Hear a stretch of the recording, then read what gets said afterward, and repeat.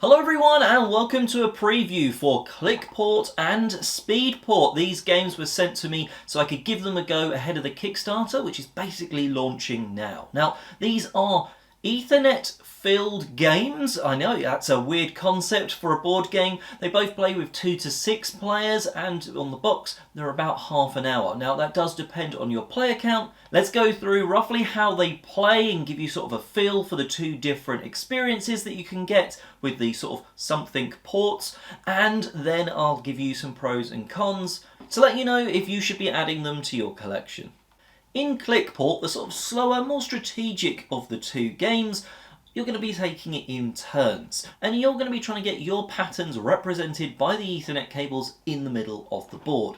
To do that, on a turn you can either plug one plug in, not an entire cable, just one end of it. You could maybe unplug two, maybe someone's put something in you need a red cable going in there and they've put a green one there. Or you could be, and that's probably the main draw of this game, activate one of the power cards, these ability cards that let you do something a bit different. At the start of the game, you're going to start off with 9 of these I-tier cubes, and you can spend them, depending on which power you want to activate. They'll cost 1, 2 or 3 of those cubes. There's no way to get more of those cubes though, so activating those powers on a turn, well, that's quite a big choice, certainly when you're down to your last few cubes. These powers might allow you to swap out a cable completely, maybe unplug all of one colour. Oh, well, the blues are all in the wrong place for me. I'm going to spend 3 cubes and unplug all of them. Maybe it's just swapping some plugs around that are already plugged in and different things like that. And those powers allow sort of a bigger turn to happen. It's not just plug one thing in or unplug a couple of things. You can be unplugging loads or plugging in loads or swapping things, and hopefully helping you to get your patterns represented on the board. Now, I found Clickport gets very cutthroat at 2 players, as you're playing on only half the board. At 2 or 3 you play on half of the main board, and you are very much sort of everything you do is disrupting the other player. So if you're looking for that sort of cutthroat experience, 2 is going to be where you're liking Clickport. With more, well, you've got a lot more cables going on between your turns and things get a little bit more chaotic. But it's still that sort of utilising those powers. And there's a good range of powers. There's, I think, 3 for each level. So there's like 3 1-cost powers, and they're going to be different from game to game.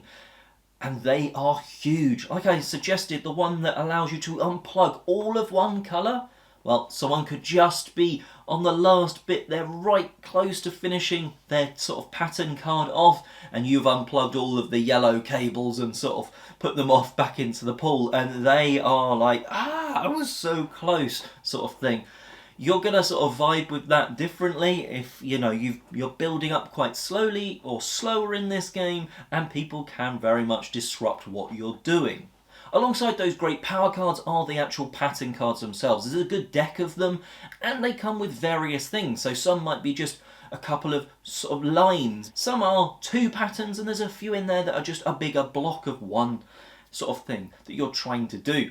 And I like the fact that a lot of them can be rotated. You could be doing it upside down from where you're sat, if that makes sense. Or at 90 degrees this way or that way, and that's really cool that you can do those patterns, or most of those patterns, in different orientations, and well, hopefully you can do it faster, because whoever does it quickest wins. Moving over to Speedport, this is very much the faster version, as rounds are going to be super quick and punchy. This is more of a sort of dexterity quickness thing. There are no turns to be had. Simply, there is going to be a pattern card revealed in the middle of the table. Everyone has their own little sort of port board and one of each colour cable. You turn a card over and go. You are trying to match that pattern. Red into here, red into there, blue, blue, blue, green, green. And you're trying to do it as quickly as possible, because whoever does it correctly first, well, you shout Speedport, and then you, hopefully, if it's right, you get that card as a point. Unplug everything, next card, go! And you're doing it again, and it's the first of 5 points. It's that simple. I mean, there's a rule sheet in this box, and it's a sheet. But it's got like 12 languages on this sheet. That's how sort of small the rules are, because it's basically shuffle the deck of cards, hand out everyone a board and some cables, turn a card over and you're going. It's super quick and intuitive. Everyone instantly knows what you're supposed to be doing. And that's one thing I absolutely have loved about Speedport. It really captures that sort of logic of, someone's won, they've got to 5 points. Right, let's shuffle the cards back up and let's do another game. And that captures really cool. And it's partially because of the tension while you're playing.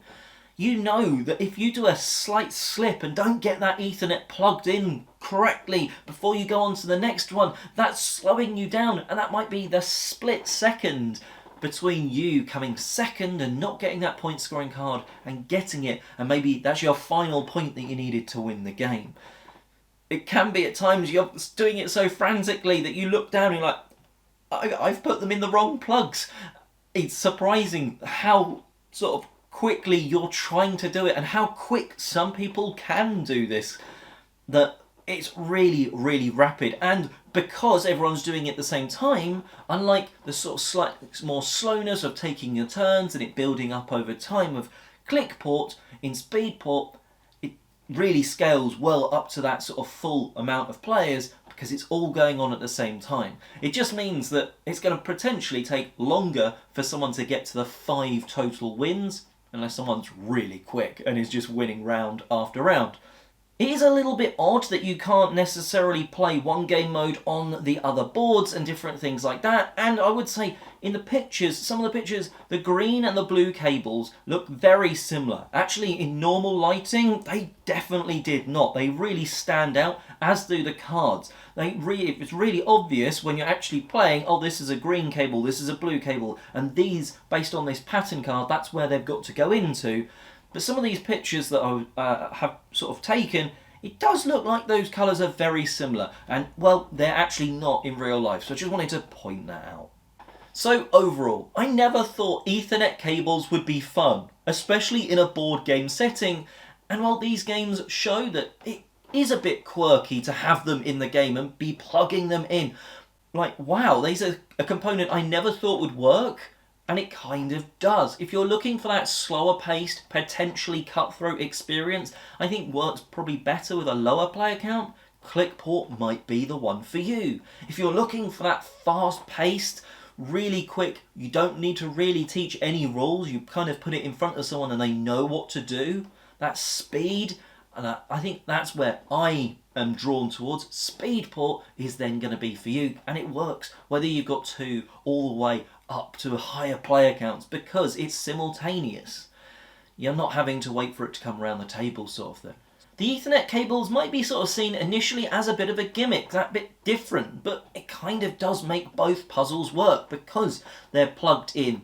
You've got to sort of stretch them across in the speed dexterity. They get in, those cables get in the way. It's not just like 2 pegs. They are connected. And there's reasons for that in both games. Maybe to disrupt you in the dexterity element, or in sort of Clickport, it's to be like, right, these are connected.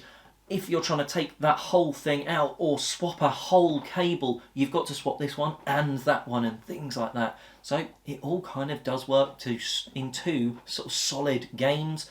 And, well, it's two quite different experiences, despite in both it be you plugging colourful Ethernet cables into a board.